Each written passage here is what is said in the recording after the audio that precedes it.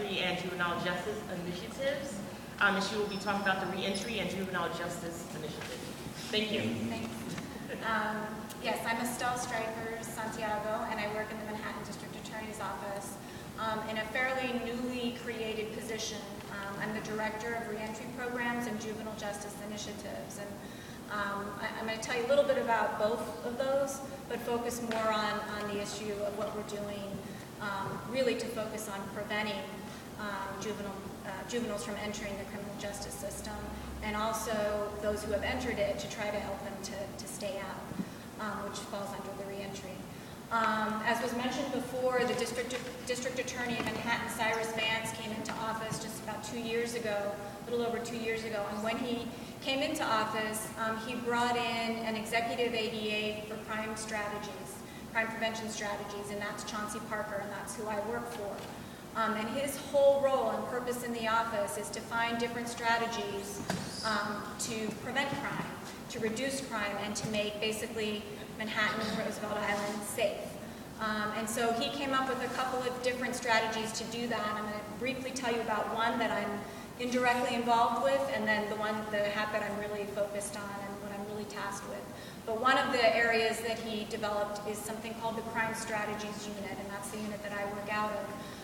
And what we did is we brought 5 assistant district attorneys from the office, all of who are senior prosecutors, have been in the office for years and have handled a lot of cases, brought them into one unit, divided Manhattan and Roosevelt Island into different areas, and assigned the prosecutors to cover that area. So just as Linda, who you met earlier, who is your fantastic contact to find out numbers and information about what the DA's office is doing, just as Linda does for the community, these prosecutors get to know their area and actually work closely with the community coordinators. But they get to know the precincts that they cover, the communities that live in those areas, the businesses, the crimes that are going on, and it's all with the idea of what we call intelligence-driven prosecution. So that they work closely with the NYPD and other law enforcement agencies, gathering information to know who are the key players, what are the key gangs, what's going on in that community that's causing the most violent crime, with the idea that there's really a small population of the criminals that are causing the worst, most violent offenses and that are causing innocent kids to be shot when they're outside and what we're all sort of afraid of and don't want to be afraid of. So these prosecutors come up with strategies in their own areas to focus on those key players. And that way, when those individuals are arrested and the cases come to our office, we have a wealth of information about this person and their role in violence in the community. So that's one area that he developed. It's been in place for a while now, and it's going quite well, and it's been very effective. The ADAs also bring the information back to other prosecutors in the office for their cases. On the flip side of that, so that when somebody gets arrested that's a high-level gang member or has a history of gun violence, we now know them well, and we're able to more effectively prosecute that person, with the idea that that's a person that we don't necessarily want on the streets in our community. On the flip side of that, there are also a number of people who are being arrested that jail isn't necessarily the best answer. Our approach is we believe that we can reduce crime without necessarily increasing the prison population. So while those prosecutors are focusing on that area, there's other areas of the office that are focusing on how we can prevent crime and how we can stop people who have been arrested from continuing to be arrested, or what we call become recidivists. And that's part of what I work on. I work on reentry and juvenile justice initiatives. In the area of reentry, briefly, the whole idea is that people that come out of state prison who are reentering back into our community are extremely likely to become offenders again. And so we are looking at what's the best role that a prosecutor's office can play in working with other agencies, I work with parole very closely, because almost everybody who comes out of state prison will be on parole. How can we work with parole? How can we work with the community? How can we work with reentry agencies? There's an Upper Manhattan Reentry Task Force, Fortune Society, the Doe Fund. We work now very closely with them to come up with strategies to help those who are returning to the community to get past the barriers that may lead to them becoming an offender again. I go every month into some of the facilities and meet with the reentrants who are coming back to our community, find out what kind of issues they're facing, and then again work with the different agencies to try to address those barriers. So that's one hat, that's the reentry area. It definitely overlaps with juvenile justice initiatives because a lot of the people that we see coming out of prison, unfortunately, are getting younger and younger. A lot of people that are going in are younger and younger. The other area that I work on is finding ways to keep kids from entering into the criminal justice system. And there's two main projects that we've been working on in that area, and one is truancy. Because we also know that kids who don't graduate from high school have a much higher chance of ending up in state prison. And so we're doing a lot of collaborative work with the NYPD, with the Department of Education and the Mayor's Office, again, to come up with effective strategies to keep kids in school.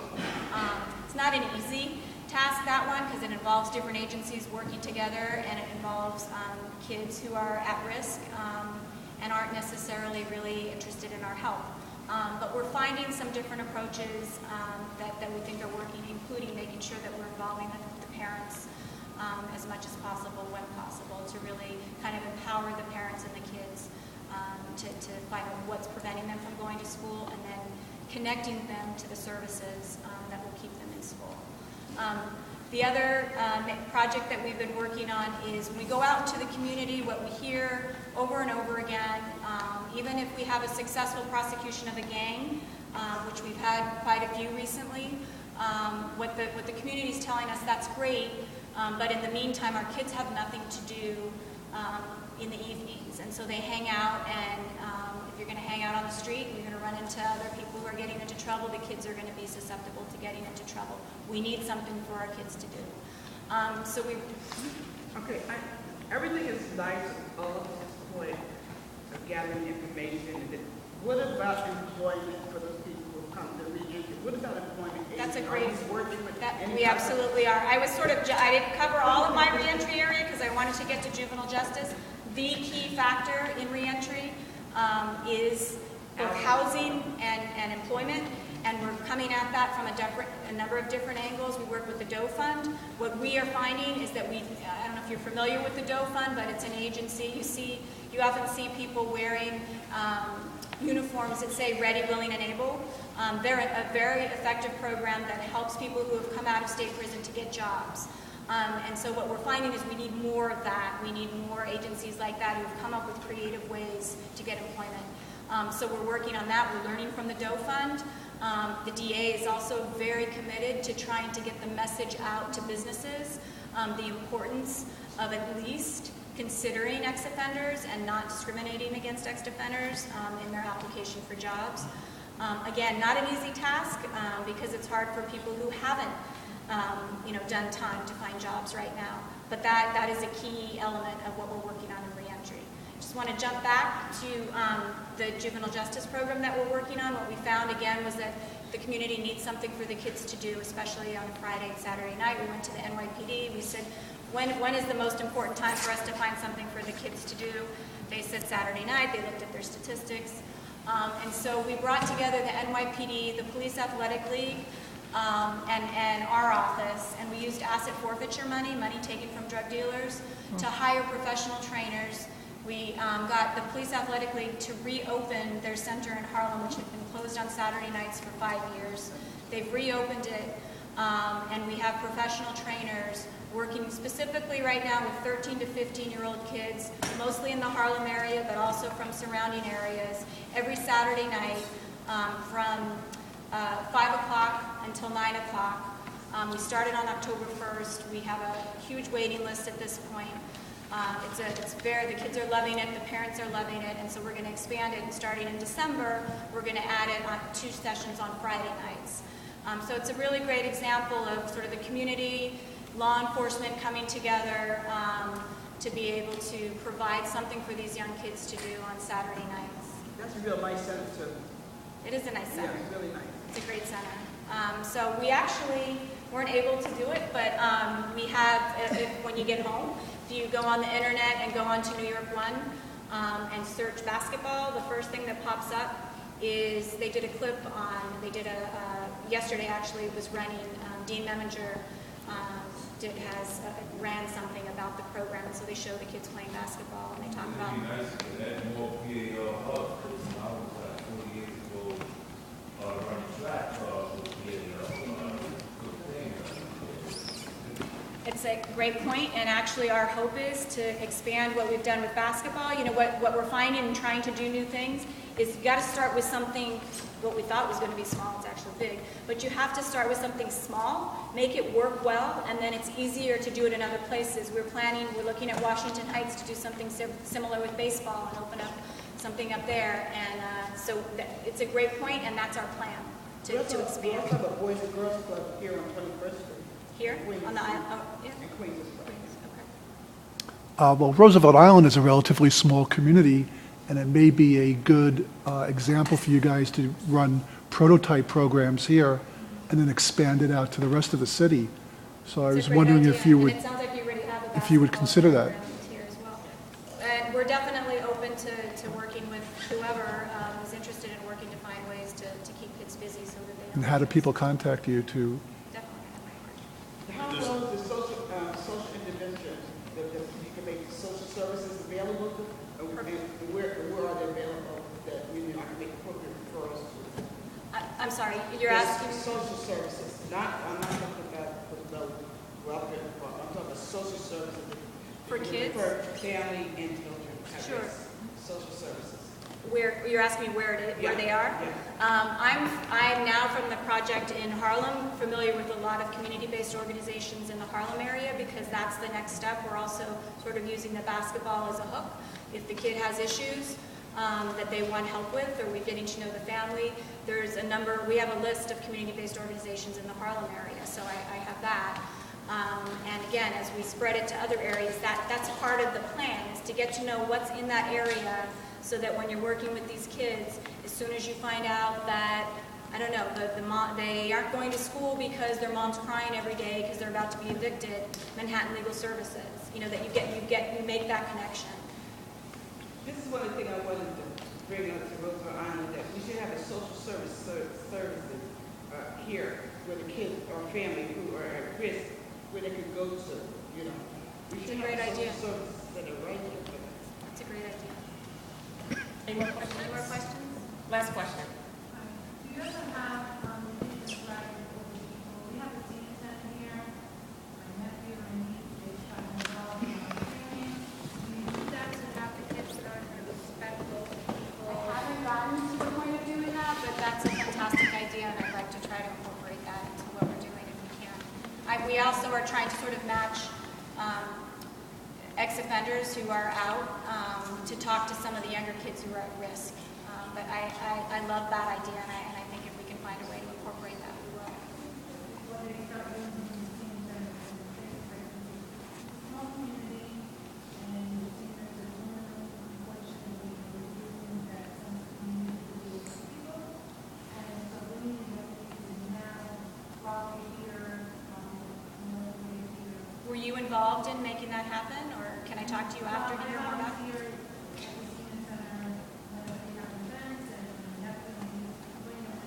It's great. It's great. Okay, Thank you, Estelle. For closing remarks, I would like to introduce Ms. Linda Gilligan from the DA's office, Community Liaison. Hello, once again. Thank you so much. I want to just point out one more piece of information that we didn't talk about. Introduce one other person from my office, and that's Wendy Chavez. Wendy, please stand up. Okay, when we talk about prevention, just one more thing that we do in our office. We have what's called a legal bound program, and I think the legal bound program is a wonderful preventive tool that we have. Every day on a daily basis, we have sometimes 3 things happening all at one time. Number one, we send our assistant district attorneys out to schools to talk to them about, to talk to actual students in either a class setting or an auditorium setting, talking about different types of activity that we're trying to, instead of the students learning about the criminal justice system, after they've been arrested and they're actually in the system, we try to talk to them about what happens in the system as an educational tool. We talk to them about gang resistance. We talk to them about violence and teen dating. We talk to them about drug prevention. So as quiet as it's kept, at any given time, we can have assistant district attorneys at a number of schools throughout Manhattan. And I don't believe that we've been on the island for quite some time, but that's just another thing that we can make available to the school system. We also send our district attorneys or assistant district attorneys out to talk to any community-based organizations that provide services for young people. And we also have schools bring groups or small groups into our office, what we call a criminal justice tour. Basically, they come in, they receive a lecture about the criminal justice system. They're allowed to go to the arraignment part. They're allowed to go to an actual trial that's taking place. Once again, the point is prevention. The point is that we're teaching students about the criminal justice system. It's being taught to them by a lawyer or a district attorney as opposed to them learning about it after they've been cuffed and taken to a precinct. So I wanted to make sure I introduced Wendy because Wendy is actually responsible for sending assistant district attorneys all over New York, and I applaud and love the job that she does, but it's not an easy task.